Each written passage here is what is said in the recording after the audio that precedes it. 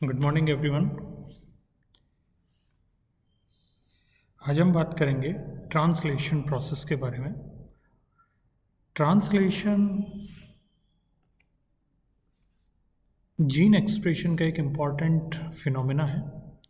Gene expression में transcription, post transcriptional modifications, translation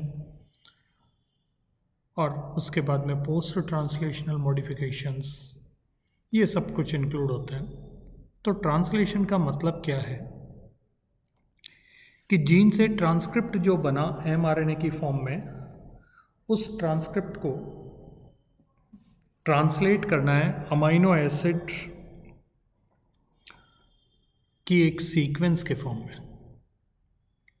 अगर हम सीधे तौर पे बात करें तो एमआरएनए से प्रोटीन को बनाना, इसको बोलते हैं ट्रांसलेशन।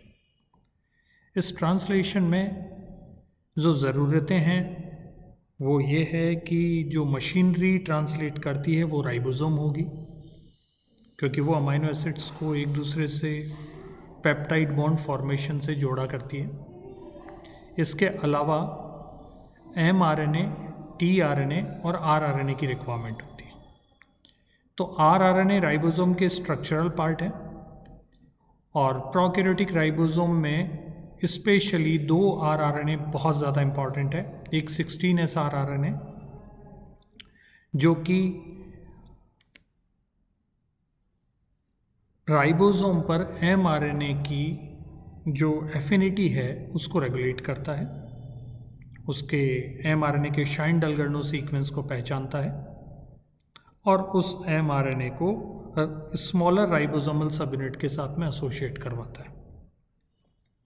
दूसरा एमआरएनए जो कि जेनेटिक मैसेज लेके आता है कोडोन्स की फॉर्म में, और तीसरा टीआरएनए जो अमाइनो एसिड्स को राइबोसोम तक लेकर आता है।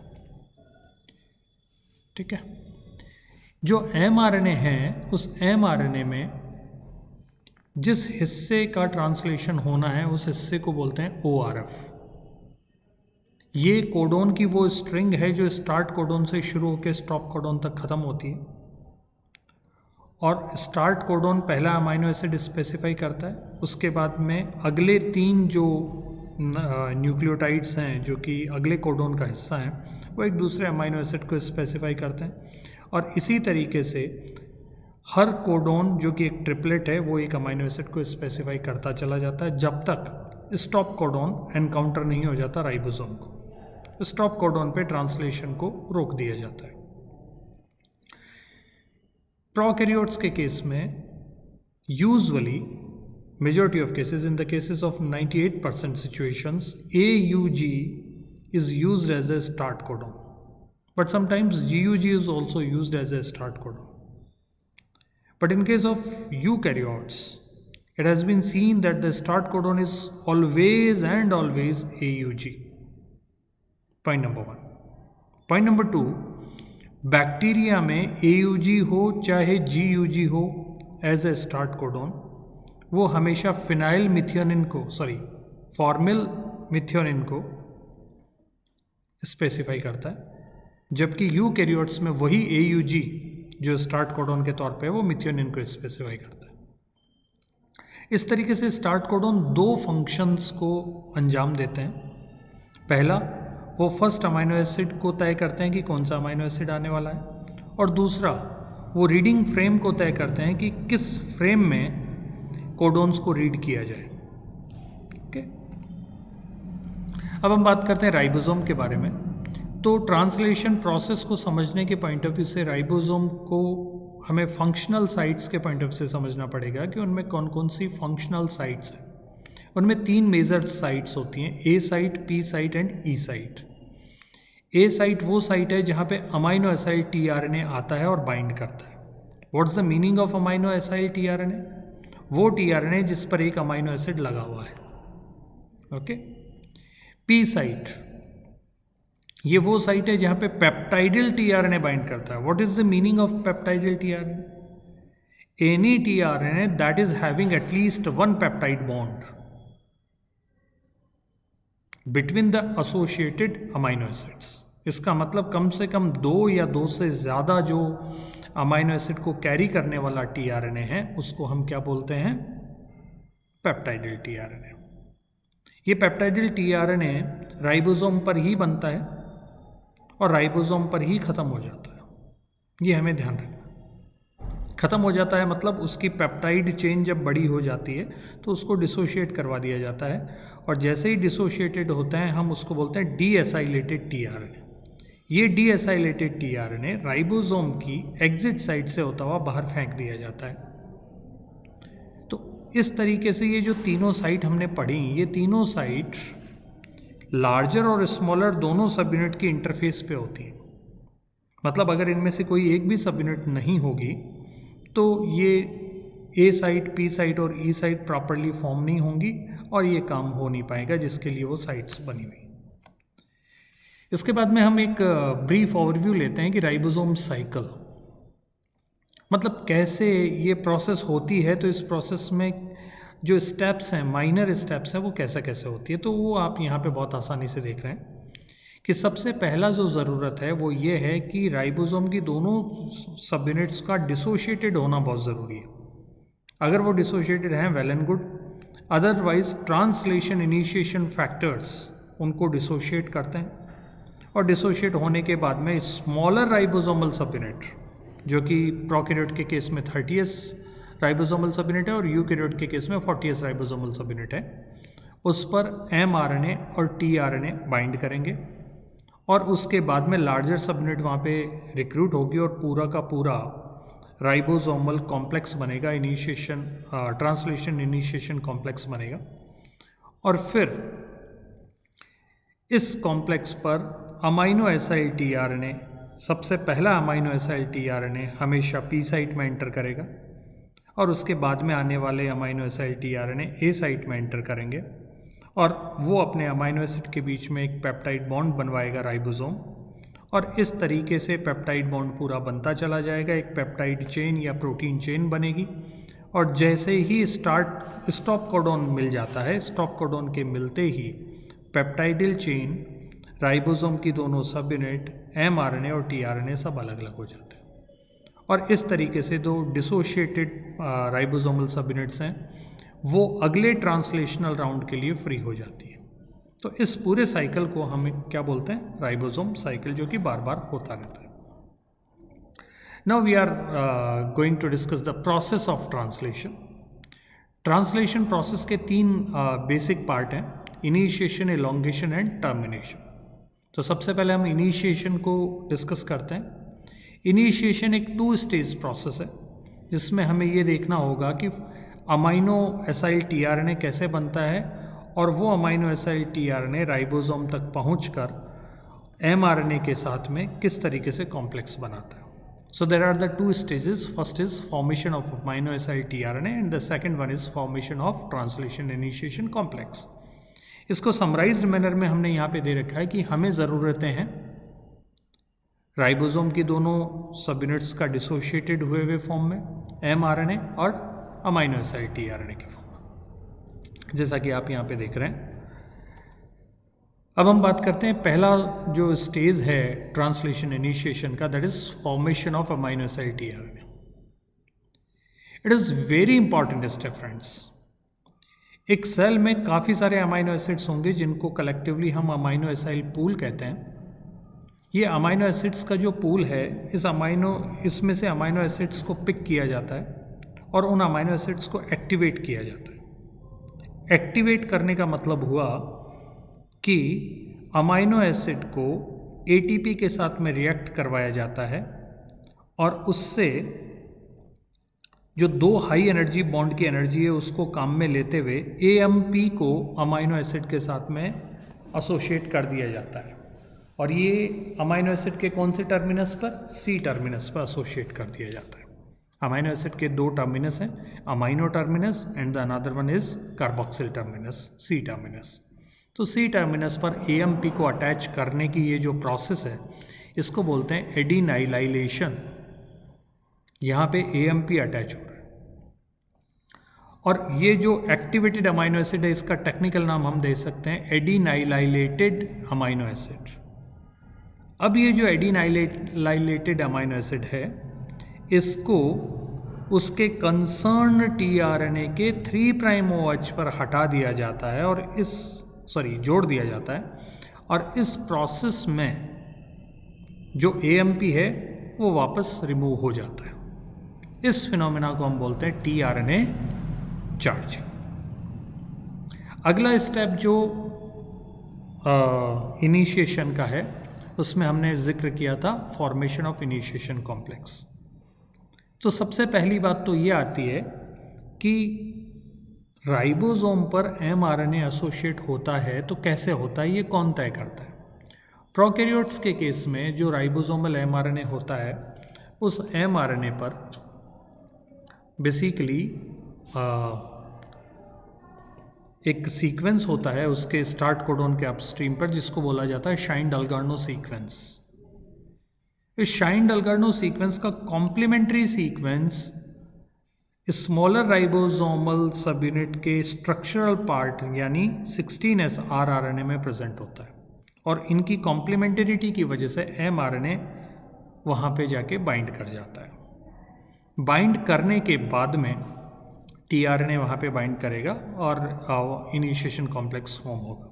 तो कॉम्प्लेक्स फॉर्म होने के लिए हमें सबसे पहले 50S और 30S जो सब यूनिट्स हैं राइबोसोम की, उन दोनों को डिसोशिएट करना होगा, और इसको डिसोशिएट करने में जो हेल्प करता है वो करता है एक initiation factor, and that initiation factor is called IF3। इसके बाद में दो और इनिशिएशन फैक्टर्स IF2 और IF1 आएंगे। IF2 के साथ में GTP एसोसिएटेड होता है, और इसके बाद में यहाँ पे mRNA और tRNA यहाँ पे आके रिक्रूट करेंगे। तो स्मॉलर राइबोसोमल सब unit plus the initiation factor 1, 2 and 3 along with the GTP and formyl methionine tRNA, they are collectively called approximately 30S initiation complex। फिर यहाँ पर जब लार्जर सब यूनिट एसोसिएट होने लगती है, उस दरमियान IF3, IF2 और IF1 यहाँ से हटेंगे। सबसे पहले IF3 हटेगा। लार्जर सब यूनिट वहाँ पे काफ़ी हद तक असेंबल हो जाती है, लेकिन उसकी प्रॉपर असेंबली इसलिए नहीं हो पाती क्योंकि अभी भी IF1 और IF2 वहाँ पे प्रेजेंट है, और इन दोनों को डिसोशिएट करने के लिए IF2 के पास में GTPase एक्टिविटी जो है, जो राइबोसोम डिपेंडेंट GTPase एक्टिविटी है, वो ट्रिगर होती है, और उसकी वजह से वहाँ का जो GTP है वो टूट कर GDP और एनर्जी में तब्दील हो जाएगा, और उस एनर्जी की वजह से लार्जर सब यूनिट को 30S इनिशिएशन कॉम्प्लेक्स पे प्रॉपर पोजीशनिंग मिल जाती है, और इस तरीके से इनिशिएशन फैक्टर्स हट जाते हैं, और कंप्लीट राइबोसोम के साथ में mRNA और अमाइनो एसिड tRNA, और पहला tRNA कौन सा है, फॉर्माइल मिथियोनिल tRNA, जो कि उसकी राइबोसोम की P साइट में एंटर करा हुआ मिल जाता है, और इस इनिशिएशन कॉम्प्लेक्स को हम बोलते हैं 70S इनिशिएशन कॉम्प्लेक्स। इसी के साथ ही इनिशिएशन कंप्लीट हो जाता है, और अब हम बात करते हैं ट्रांसलेशन एलोंगेशन के बारे में। ट्रांसलेशन एलोंगेशन अपने आप में 3 स्टेप प्रोसेस है। Binding of next amino acid tRNA, formation of peptide bond and translocation. हम जरा 1 by 1 इन सारे इश्यूज को देखते हैं। नया आने वाला अमाइनो एसिड tRNA इलोंगेशन में हमेशा A साइट में एंटर करेगा, और उसको लाने वाले जो इलोंगेशन फैक्टर्स हैं उनको बोलते हैं elongation factor TU and TS। वो साइक्लिक मैनर में अमाइनो एसिड tRNA को लेकर आएंगे, ठीक है, और उसमें एक GTP का खर्च होता है, और इस तरीके से नया आने वाला अमाइनो एसिड tRNA हमेशा A साइट में एंटर हो गया। और इनिशिएशन का जो अमाइनो एसिड tRNA था, that was formyl methionine tRNA always, वो P साइट में एंटर रहेगा। इस तरीके से हम देख रहे हैं कि पहली स्टेप में हमें 2 tRNA वहाँ पे देखने को मिल रहे हैं जिनके पास में 2 अलग अलग अमाइनो एसिड्स हैं। दूसरा स्टेप जो होता है फॉर्मेशन ऑफ पेप्टाइड बॉन्ड। इस स्टेप में क्या होता है कि फॉर्माइल मिथियोनिल tRNA के C टर्मिनस पर, जो कि अमाइनो एसिड का जो C टर्मिनस है, उस पर अमाइनो एसिड नंबर 2 जो कि A साइट में प्रेजेंट है, उसका N टर्मिनस अटैक करता है और इस तरीके से उनमें आपस में एक पेप्टाइड बॉन्ड बन जाता है। और इस प्रोसेस में फॉर्माइल मिथियोनिल टीआरएनए बाद में आने वाले अमाइनो एसिड टीआरएनए के ऊपर शिफ्ट कर दिया जाता है और पेप्टाइड बॉन्ड बन जाता है। जैसा कि आप यहाँ पे देख रहे हैं, पी साइट में अब जो फॉर्माइल मिथियोनिन अमाइनो एसिड है वो कहाँ चला आया, वो जो इलोंगेशन में ए साइट में अमाइनो एसिड टीआरएनए आया था उसके एन टर्मिनस पर शिफ्ट हो गया। तीसरा स्टेप, ट्रांसलोकेशन। ट्रांसलोकेशन में ये होता है कि राइबोसोम एमआरएनए के along 5 prime to 3 prime direction में एक कोडोन शिफ्ट कर दिया जाता है और इस शिफ्टिंग के साथ ही जो पेप्टाइडल टीआरएनए ए साइट में था उसको पी साइट में लाया जाता है और जो पी साइट में था उसको एग्जिट साइट से होते हुए बाहर निकाल दिया जाता है और इस तरीके से ए साइट वैकेंट हो जाती है, जो कि अगले इलोंगेशन राउंड के लिए नए अमाइनो एसिड टीआरएनए के लिए ज़रूरी है। ठीक है, तो इस स्टेप को हम बोलते हैं ट्रांसलोकेशन। और इस तरीके से मल्टीपल अमाइनो एसिड्स ऐड होते रहते हैं, उनमें पेप्टाइड बॉन्ड बनता रहता है और इलोंगेशन, ये प्रोसेस हर अमाइनो एसिड को एंटर करवाने के लिए एक इलोंगेशन प्रोसेस चलती रहती है। ये जो ट्रांसलोकेशन है इसमें भी एक जीटीपी का खर्च हो रहा है। तो आप देख पा रहे हैं कि जो इलोंगेशन स्टेप है उसमें 2 जीटीपी का खर्चा आता है, जो उसकी पहली सब स्टेप है binding of amino acid tRNA और फाइनल ट्रांसलोकेशन, दोनों में एक एक जीटीपी को यूज़ होता है। And finally we are going to discuss the translation termination. Translation termination तब होता है जब राइबोसोम की ए साइट में एमआरएनए का स्टॉप कोडॉन एंटर करता है। इसकी एंट्री के साथ ही कोई भी ऐसा टीआरएनए यूजुअली नहीं मिलता जिसका एंटी कोडोन ए साइट में स्टॉप कोडोन को रिकग्नाइज कर ले। इस वजह से यहाँ पे कोई भी टीआरएनए आ नहीं पाता और उसी मौके पर अगर लंबे टाइम तक ऐसा सिचुएशन रहता है तो रिलीजिंग फैक्टर्स वहाँ पे आते हैं और ये जो रिलीजिंग फैक्टर्स होते हैं वो रिलीजिंग फैक्टर्स एक मिमिक्री करते हैं, वो एक अमाइनो एसिड टीआरएनए के तौर पे, और ट्रांसलोकेशन स्टेप के थ्रू जो पेप्टाइड चेन बना हुआ था उसको फाइनली वाटर मॉलिक्यूल पे ट्रांसफ़र करवा दिया जाता है। That is called peptidyl hydrolysis. तो यहाँ पे ये पेप्टाइडल ट्रांसफरेज का जो काम है, जो कि 23S और 23S rRNA बेसिकली करता है, जो कि लार्जर सब यूनिट का पार्ट है राइबोसोम का, तो वही ये पेप्टाइडल हाइड्रोलिसिस भी करेगा। लेकिन नॉर्मली पेप्टाइडल ट्रांसफरेज एक पेप्टाइडल चेन को एक अमाइनो एसिड पे ट्रांसफ़र करता था, लेकिन यहाँ पे वो अमाइनो एसिड क्योंकि है नहीं, क्योंकि ऐसा कोई टीआरएनए अमाइनो एसिड टीआरएनए आया ही नहीं जिसका एंटी कोडोन ए साइट में एमआरएनए के कोडोन से रिकग्नाइज हो रहा है, इसलिए फाइनली इसको वाटर मॉलिक्यूल पे ट्रांसफ़र करवा दिया जाता है और इस तरीके से ट्रांसलेशन टर्मिनेशन प्रोसेस कंप्लीट हो जाती है। Thank you so much. Stay blessed.